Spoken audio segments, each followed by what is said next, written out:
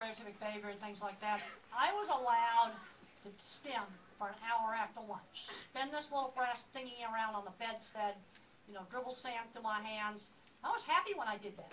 But if I was allowed to keep doing that, I wouldn't be here now. In fact, in Animals Make Us Human, I visited this wolf park, and they had this wolf there named Luna. And all she did was pace all the time. And even if we put my hand out in front of her, she just ran right through it. She was happy doing that. But it's highly, highly abnormal operation of the nervous system. I don't think it's acceptable.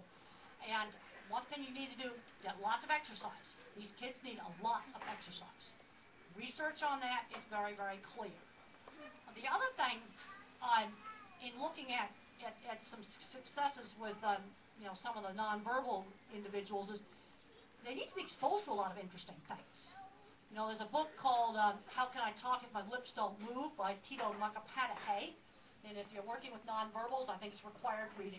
And one of the things his mother did is show him lots of interesting things. And then in this book about the kid in Mongolia, one of the things, it was quiet, except when they were doing all this chanting, singing, it was quiet there. He was like playing with frogs and insects, and there was all kinds of interesting things.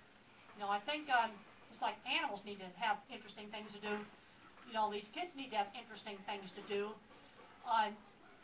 The thing with the stimming is there can be a time and a place for a limited amount of it.